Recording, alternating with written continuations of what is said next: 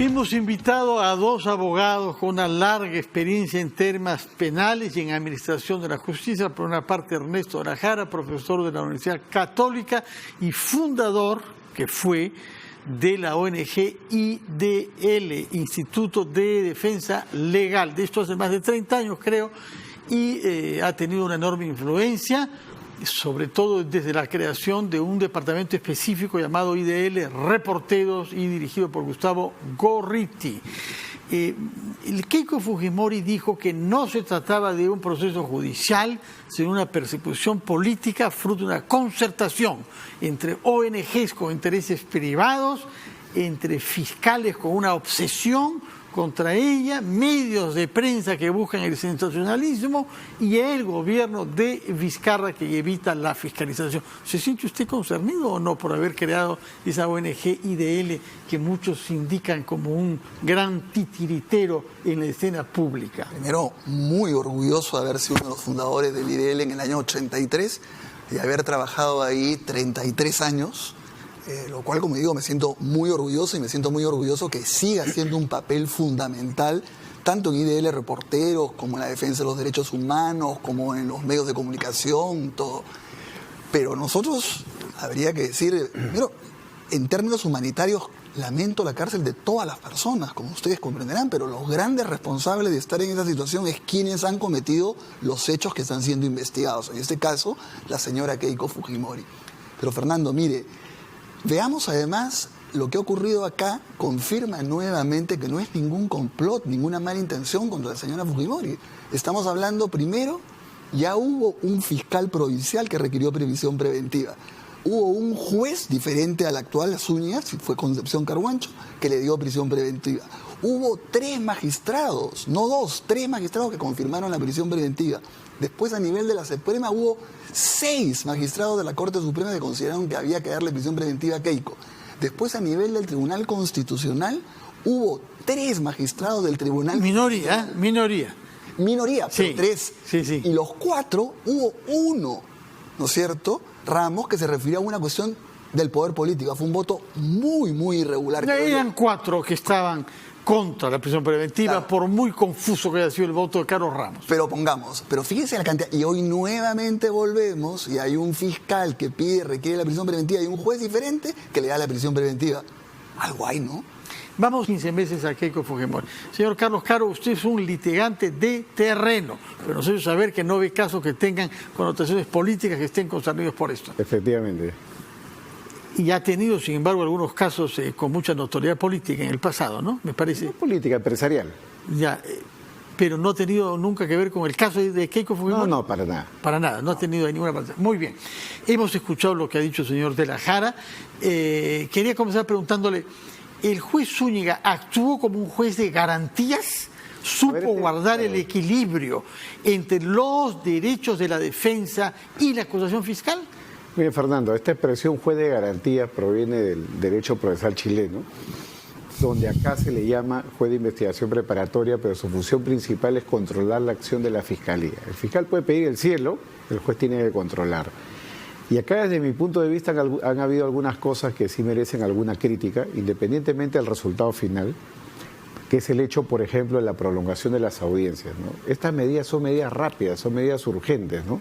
Las horas de audiencia acumuladas a lo largo de estas semanas han sido aproximadamente 100.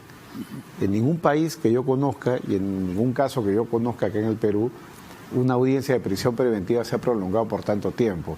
Ha habido un debate tan profundo en relación a las pruebas y contrapruebas que se ha desnaturalizado, desde mi punto de vista, la función de una medida urgente. O sea, imaginemos que la señora Fujimori fuera una prófuga de la justicia, ya habría tenido 30 días para irse del país y desaparecer.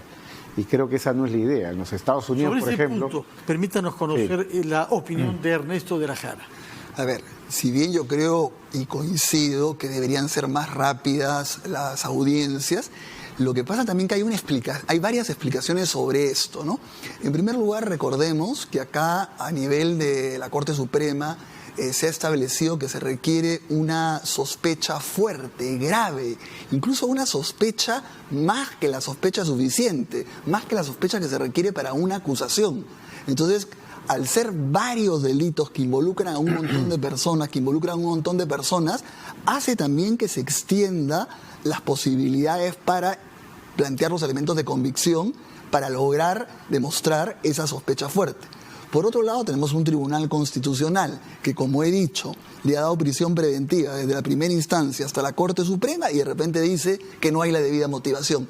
¿No está estimulando el Tribunal Constitucional para que los fiscales y los jueces se demoren más a la hora de motivar todos los elementos de convicción? Eso por un lado. Hace poco acaba la Comisión Interamericana de Derechos Humanos sacar un informe muy importante sobre corrupción y derechos humanos y dice, debe ser todo este proceso de juzgamiento en general, todos los procesos de anticorrupción deben ser en un plazo razonable. Sin embargo, pone condiciones. Depende del caso, la complejidad, la actitud de las personas. O sea, ¿quién demora además permanentemente todo? La misma imputada. ¿Por qué no dijo desde el primer momento, ¿no es cierto?, que había recibido esa gran cantidad de plata que ahora se ha descubierto? Que ella dijo, no, siempre lo presenté todo ante la OMP y siempre lo he bancarizado. Y poco a poco han tenido que presentar más de 50 falsos aportantes. Hay más de 50 falsos aportantes. Entonces, ya hay dos niveles de obstaculización. Todo lo que ha habido con los falsos aportantes y después todo lo que ha habido, que es bien interesante porque ahora sí se ha puesto sobre la mesa las relaciones con Inostroza, las relaciones con Chávez, las relaciones con el Consejo Nacional de la Magistratura. Ese tipo de obstaculización que justifica la prisión preventiva no se da en los delitos comunes, pero sí se puede dar en este tipo de delitos. De acuerdo. Señor Caro, ¿ha quedado convencido respecto de la duración de las audiencias y los argumentos que ha hallado el señor de la Jara? Yo creo que el punto, pues este es un punto formal de la duración, no va a ser un punto fuerte para la apelación. Creo que el tema fuerte de la apelación va a ser los elementos, no tanto del delito, sino respecto de lo que es peligro procesal. Y el público creo que está bien instruido de que para una prisión preventiva se requiere prueba del delito, lo que se suele llamar graves y fundados elementos de convicción, y todos tenemos la sensación de que acá hay algo, la Fiscalía tiene un caso, y la Fiscalía debe de formular la acusación e ir a juicio, cosa que pasaría a partir de abril según el actual fiscal Vela. Pero lo otro, que es el tema del peligro procesal, creo que es el ángulo que no ha tenido mucha fortaleza en la decisión del juez por lo siguiente, ¿no? Porque al final del día todo da vuelta sobre algunas cosas que ya el Tribunal Constitucional y la Corte Suprema han zanjado. Por ejemplo, ¿no?, el juez ha vuelto a reiterar el argumento de que la pena alta, que sería 15 años potencialmente, es una pena que permite inferir de que ella podría rehuir la acción de la justicia. Suponiendo que eso sea cierto, la Corte Suprema, en el Acuerdo Plenario 1/2019, lo ha rechazado tajantemente. La Corte Suprema ha dicho en ese acuerdo plenario que una pena elevada por sí misma no es un elemento que permita concluir que hay peligro de fuga. Otro tema, por ejemplo, el tema de organización criminal. La Corte Suprema, también en este mismo acuerdo plenario, ha dicho de que el hecho de que haya una organización criminal implica probar que la organización criminal sigue viva y coleando. O sea, no es que hubo en el pasado, no es que al momento de la comisión del delito había una organización criminal, sino tendría que probarse de qué manera esa organización criminal tiene brazos largos para ayudarte a rehuir la acción de la justicia. Y esa es la parte donde yo no he visto... Usted ve que hay debilidades ahí. Pues en ese punto. ¿Comparte usted la sensación, señor de la Jara, que sobre esos dos puntos y la posición tomada por la Corte Suprema hay debilidades argumentativas de la Fiscalía? La verdad que no comparto en este punto, sí discrepamos, porque si bien creo que en alguna serie de casos es difícil demostrar esta obstaculización y este peligro de fuga, en este caso se han dado muchos elementos y justamente por eso se ha demorado tanto la audiencia, porque si bien ha citado un elemento que es importante, ha dicho la prognosis de la pena, que es como unos 15 años mínimos, es alto y cada vez se va acercando más la posibilidad de que Keiko Fujimori sea condenada. Entonces eso aumenta la posibilidad de que ella se pueda fugar. Pero no es el único elemento que ha dicho de obstaculización. Si hubiese quedado ahí, se aplica lo que ha dicho el doctor Caro, es decir, ya la Corte Suprema ha dicho que no basta decir solamente la gravedad de la pena. Pero ese ha sido uno de los elementos que me parece válido también. La posibilidad de fuga se incrementa en la medida que tú sabes que lo más probable es que te van a condenar a una pena alta. Pero en segundo lugar está todo lo que hemos visto de que hay ya demostrado un montón de falsos aportantes, millones de soles. ¿Por qué eso haría pensar que se quiere fugar? Bueno, No, estamos hablando de peligro de fuga y peligro de obstaculización. Pero respecto de la fuga, El peligro... ¿cuál es el argumento para sostener que hay peligro de fuga? Bueno, un elemento que ha dicho de peligro de fuga me parece importante, que es una pena alta y que cada vez está más encaminado a que puede ser condenada. Ya es un elemento que va más allá a decir, tal vez si me condenan... De acuerdo, pero la Corte Suprema dijo que no bastaba que hubiese un pronóstico alto de pena. No, pero que hay no, otros elementos que tienen que ser reunidos. Que no bastaba eso. En segundo lugar, por ejemplo, ha dicho el tema del arraigo, ¿ya? Ahí sí, de repente puede haber una debilidad por el lado, pero sí me parece importante que diga cómo puede ser posible que una persona que tiene los medios solamente tenga una casa alquilada y solamente un carro. Tampoco ha querido establecer un gran arraigo acá en su país, ¿no es cierto? No ha querido establecer. Y lo otro es la actitud que ella tiene frente a la justicia en general. Sí me parece importante, que es para darse cuenta que es una persona que puede ser capaz de transgredir la norma. Por favor, el que haya tenido estas relaciones con el fiscal de la Nación, con Inostroza, con el Consejo Nacional de la Magistratura, para impedir que ella sea procesada y juzgada, revelan una actitud que ella está desesperada y que va a hacer cualquier cosa por... Señor Caro, ¿qué de lo dicho por Ernesto de la Jara le parece convincente y qué le parece insuficiente? No, sin duda que este es un tema abierto al debate, ¿no? Pero yo creo que los grandes argumentos que tiene la Fiscalía son argumentos para ir a juicio. Es decir, yo creo que el trabajo que tiene que hacer la Fiscalía en este y en otros casos es formular la acusación e ir a juicio por la cantidad de pruebas que existen de presunto lavado de activos. Pero si estamos hablando de que la justicia penal se tiene que aplicar de manera igualitaria, pensemos en el caso de Humala y Heredia. Ellos tienen ya no solamente un proceso, sino tienen una acusación hace más de un año, donde se les ha pedido a ambos pena de más de 20 años y nadie está pensando en prisión preventiva. El Tribunal Constitucional también por mayoría decidió revocarla. Cuando esto vuelve a foja cero, al fiscal no se le ocurrió, que era ese otro fiscal, Juárez Atoche, no se le ocurrió pedir prisión preventiva nuevamente. Simplemente ha dicho, sigamos el proceso en su curso regular, regular acusación. ¿Por qué es diferente el caso de Ollanta Humala y su esposa que el de Keiko Fujimori? Bueno, en primer lugar, porque en el caso de Keiko sí hubo un pronunciamiento de la Corte Suprema. Recordemos que 6 magistrados de la Corte Suprema se pronunciaron a favor de la prisión preventiva. En el caso de Humala se declaró inadmisible la casación, entonces no se llegó a entrar, no hubo un pronunciamiento de la Corte Suprema. En el caso de Keiko Fujimori sí hubo. Además, si bien la prisión preventiva en los dos casos debe ser excepcional, son casos completamente diferentes, porque en el caso sí de Keiko Fujimori se ha comprobado, como digo, esta presión a los falsos aportantes para que cambien de versión, que es la típica obstrucción durante un proceso. Y no solamente eso, sino recientemente, en este año, se ha vuelto a comprobar que uno de los testigos protegidos que iba a declarar, se le acercó uno de los abogados. ¿Está confirmado eso, señor Caro? Porque eso es importante en el sentido de que Keiko Fujimori y su defensa han sostenido que no hay nada nuevo respecto al material jurídico que vio el Tribunal Constitucional. Entonces, cabe la pregunta, ¿es cierto que no hay nada nuevo en estos últimos 2 meses? No, hay mucho acervo probatorio nuevo. La pregunta se equivoca la defensa cuando sostiene. Desde mi punto de vista, hay nuevos elementos. Está la declaración de Jorge Yoshiyama Sasaki, entre otros elementos probatorios nuevos que se han puesto sobre la mesa. Pero como yo repito, todos esos son nuevos elementos para ir a juicio. Es decir, nuevos elementos que fundamentan los graves y fundados elementos de comisión, que es decir, la presunta comisión del delito, acusación, vamos a juicio, como Humala y Heredia. En el caso de Humala y Heredia también hay un tema de falsos aportantes, y está en la acusación. Ahora que hemos visto en las últimas semanas el control de acusación de Humala y Heredia, también tenemos ahí falsos aportantes, falsas declaraciones ante la OMPE, los pagos formulados por Odebrecht, incluso, a diferencia de lo que ha pasado con Keiko Fujimori, donde el fiscal ha deslizado que posiblemente parte de la plata haya terminado en su bolsillo personal.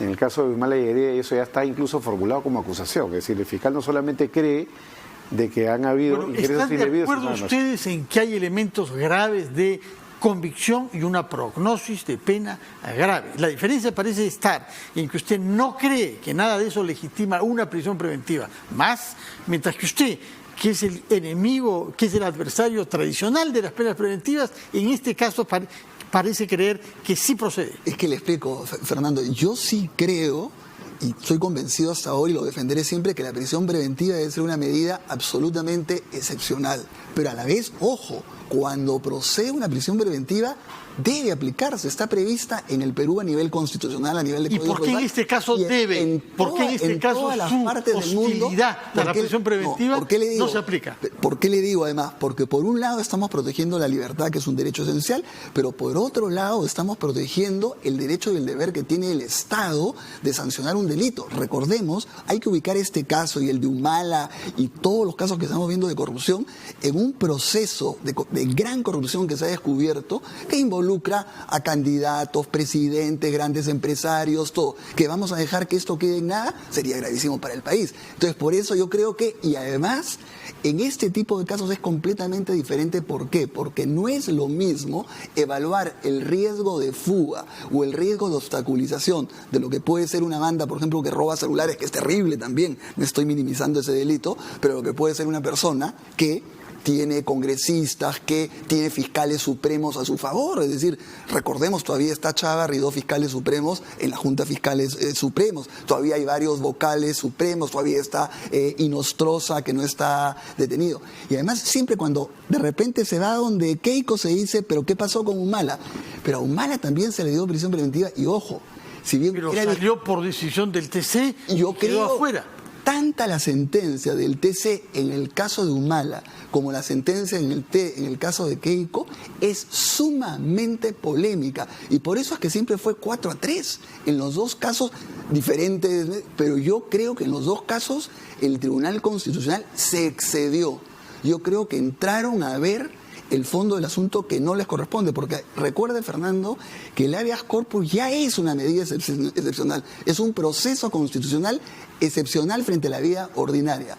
Pero cuando hay una resolución judicial consentida o ejecutoriada, como ha sido en ambos casos, es doblemente excepcional. De acuerdo. Señor Caro, usted dice que sí hay elementos probatorios nuevos después de tomada la decisión del TC.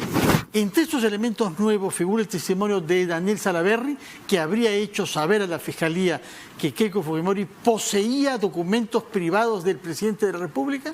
Sí, o sea, en verdad hay muchos elementos de convicción nuevos acopiados en el último año y medio que forman parte del expediente, pero que no necesariamente están relacionados con el peligro, obstaculización de la justicia o peligro de fuga. ¿Qué es lo que ha hecho el fiscal y ha defendido en estas audiencias? 1, el tema del Congreso, ya lo dijo Ramos, ya no hay Congreso. 2, el tema de Inostroza. Inostroza está prófugo y está en España pendiente de extradición. 3, Chávarri, ¿no? Todo el mundo dice, pero Chávarri todavía está en el poder. Yo estoy de acuerdo, Chávarri todavía está en el poder, pero hay un detalle, ¿no? Chávarri tiene un proceso y en ese proceso tiene comparecencia simple.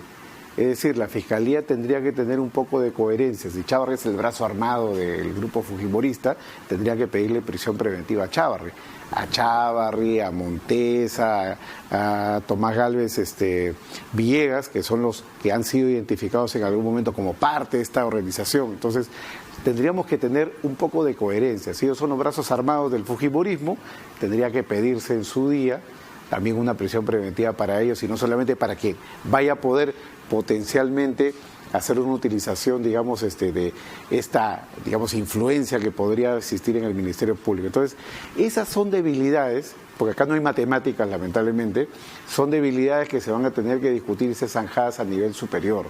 Porque yo creo que lo que dijo el Tribunal Constitucional, para bien o para mal, es algo que para el caso concreto es cosa jugada.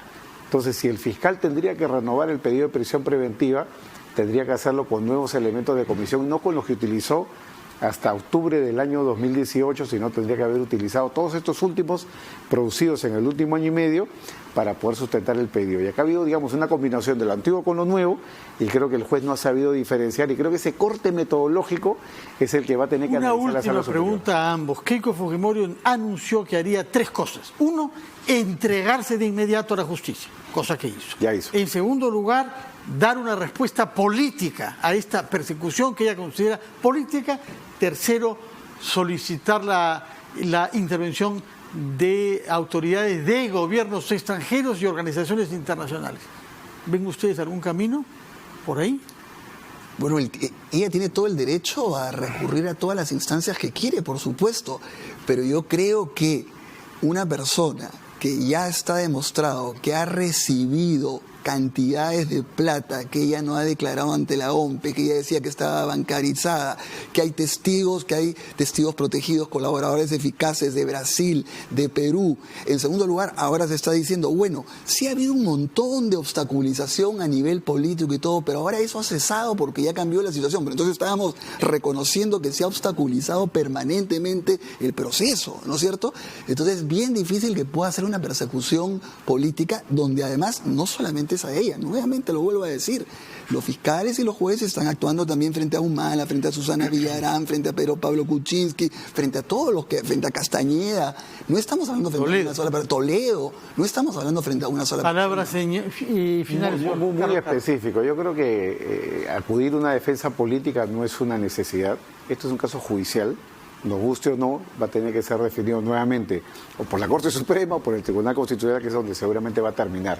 Y lo segundo, el tema de recurrir a instancias internacionales, y Ernesto lo sabe bien, eso está condicionado a que se agoten los fueros internos. O sea, no se puede recurrir a la Corte Interamericana o a la Comisión, salvo que se piense que el Tribunal Constitucional y la Corte Suprema están tomadas por el Poder Ejecutivo, cosa que no es verdad. Tendríamos que estar en el tipo del chavismo para que algo así se pueda sustentar. Con lo cual esto es un tema que se tiene que definir judicialmente. Bueno, muchas gracias, señores abogados. Realmente es un placer poder escuchar dos puntos de vista distintos de dos juristas diferentes sin que se vaya más allá de los argumentos jurídicos y sin que hostilidades personales puedan cegar el criterio.